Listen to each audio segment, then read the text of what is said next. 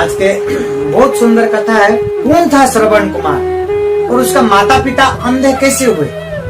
अपने बहुत कम लोगों ने सुना होगा। इसी विषय में ध्यान पूर्वक सुनिएगा। बहुत अच्छी इंटरेस्टिंग श्रवण की कथा है। अपने फोटो में देखे होंगे, अपने कई जगह वीडियो में देखे होंगे। कंधे पे उठा करके दोनों झूला में ऐसे डोली टाइप का लटका करके दोनों साइडों में माता पिता को बैठा करके कंधा पे उठा करके लेके जा रहा। वो दोनों माता पिता उसके अंधे हैं श्रवण कुमार के। श्रवण कुमार इतना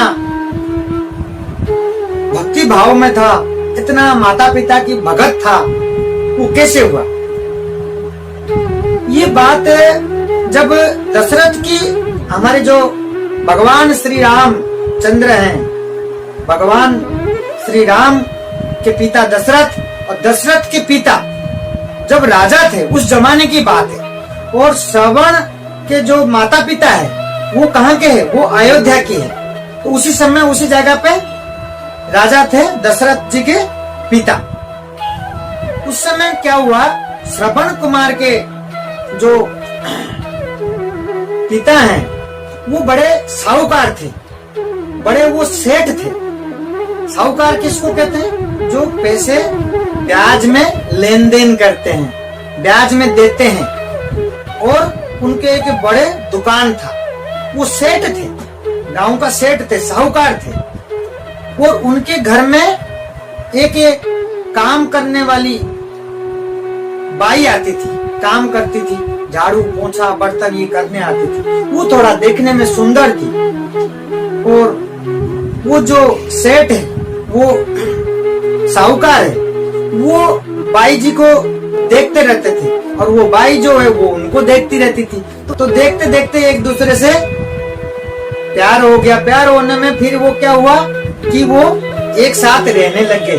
तो जो बाई है जो काम करने आती थी, तो उसकी जो पति है वो इस प्रकार देख करके कि बहुत समय जा करके साहूकार के साथ, सेठ के साथ रहने लग गई इतना समय। तो वो जाकर के सब देख करके, उसके छोटे छोटे बच्चे थे कि मैं तो बर्बाद हो गया, ये तो साहूकार ने मेरे पत्नी को इस प्रकार फंसा करके रख लिया अपने घर पे। तो इससे उस जमाने में कुछ भी होता था तो थाने फाने ये सब चीजें, इतना पुलिस थाने, ये थाने शिकायत दर्ज करना ये सब नहीं होता था। तो कहाँ जाते थे? मुखिया कौन होता था? राजा होते थे।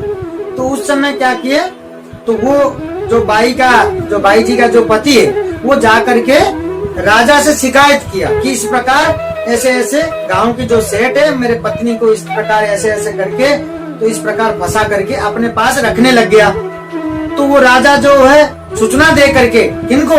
वो साहूकार को और वो बाई जी को, कामवाली को, उन दोनों को बुलाया गया। वो दोनों आकर के हाजिर हुए हैं राजा के सामने। तो राजा के सामने कुछ भी ऐसा न्याय होता था, कोई भी विचार होता था तो दंड दिया जाता था। तो वो सामने सब आकर के जब खड़े हुए, डर के मरे, वो साहूकार जो सेठ है और वो बाई है, दोनों के दोनों सच बोल गए कि हाँ हमने गलती हो गया, हमसे हमारे भूल है, हमने गलत किया है, ये सब चीजें गलत कर दिए। तो इस प्रकार सुन करके राजा इनको दंड देते हैं। क्या दंड देते हैं? देखो किस प्रकार दंड है। दंड क्या दिए? तो उन्होंने आदेश कर दिए राजा ने कि इन दोनों का ही आंखें फोड़ दो। इन्होंने इस प्रकार, क्योंकि सबसे पहले क्या हुआ, नजरों से इन्होंने, राजा ने कैसे विचार किया कि नजरों से इन्होंने गलत किया इन्होंने, तो इन दोनों का ही आंखें फोड़ दिया जाए। आंख फोड़ करके इनको इस राज्य से कहीं दूर छोड़ आओ, दूर ही रहेंगे ये, यहाँ राज्य में नहीं रहेंगे। क्यों नहीं रहेंगे? क्योंकि इन दोनों को देख करके इस प्रकार और कोई किसी का किसी प्रकार मन बिगड़े नहीं, किसी प्रकार इनको देख करके और कोई खराब नहीं हो जाए। बोल दिए कि दूर जाकर करो और राज्य की सीमा तक भी आना नहीं है, पांव नहीं रखना इस राज्य के अंदर। इनको जाकर के दूर, राज्य के दूर एक जंगल में छोड़ आए। वो दोनों दूर जाने के बाद दोनों की आंखें चला गया। वो जंगल में जाने के बाद पति पत्नी के रूप पर वहां जाकर के रहने लगे। इस परिस्थिति के अंदर वो क्या किए, ठाकुर जी के भक्ति करने लगे, भगवान के भक्ति करने लगे, ठाकुर जी के नाम जप करने लगे और वहीं रह करके जंगल में अपना गुजार करने लगे दोनों की दोनों। और जब वो गुजार करने लगे तब वो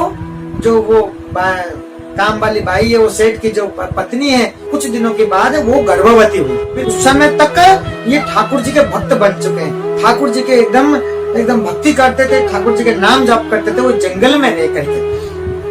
जब हम ठाकुर जी के भक्ति करते हैं, कभी भी कोई भी गर्भवती होती है तो उस टाइम कभी भी ठाकुर जी के भक्ति करते हुए रहती हैं तो ठाकुर जी का हमेशा कृपा होती है। तो इसी प्रकार आपके घर में जो बच्चा होता है एकदम अच्छा भक्त बन करके जन्म होता है। उस गर्भवती महिलाओं को सारे ध्यान रखना चाहिए इसी बात को।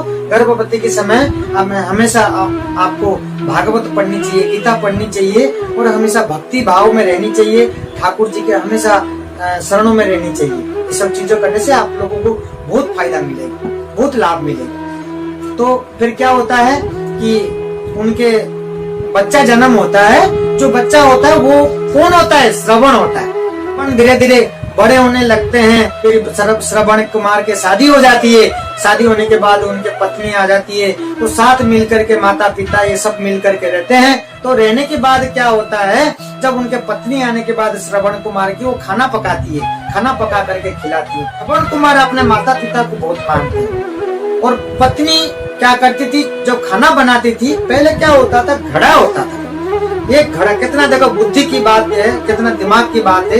घड़ा ऐसे होता था, मुंह एक ही होती थी, मुंह एक ही होती थी। घड़ा की जो आकार है, दो जो पीछे की जो साइज गोल मटोल साइज है, दो साइज यूं अलग निकल जाता है और मुंह एक ही होता है। तो उसको क्या है, चूल्हा में बैठा करके पकाते हैं। जब एक साथ दो चीजें बनती है तो वो क्या करती थी उस टाइम, उनके जो श्रवण कुमार की जो पत्नी है, चावल के साथ छाछ डाल करके पका देती है एक साइड में, और एक साइड में चावल के साथ दूध डाल करके पका देती है।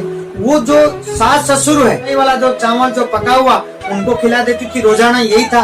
और जो दूध में पका हुआ चीनी डाल के जो बना हुआ है, तो जो खीर टाइप का हो गया, चावल के साथ में खीर जैसा हो जाता है।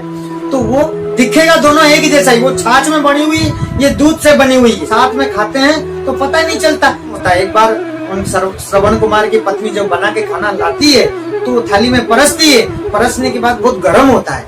तो उस टाइम श्रवण कुमार साथ में बैठ करके खा रहे हैं, उस दिन पा रहे हैं, तो उनके जो पिताजी है वो खा नहीं पा रहे हैं गरम गरम। तो श्रवण कुमार क्या किया, तो उन्होंने अपना थाली उधर दे करके वो गरम थाली ले लिया। जब खीर उनको पिताजी को दे दिया, और खीर जब वो खीर वाला थाली, जब श्रवण कुमार की थाली जब वहां चला गया, चलाने के बाद जो उनके पिताजी खाए, तो पिताजी खाते ही उन्होंने पूछा कि श्रवण, आज कोई त्योहार है, आज कोई उत्सव है क्या?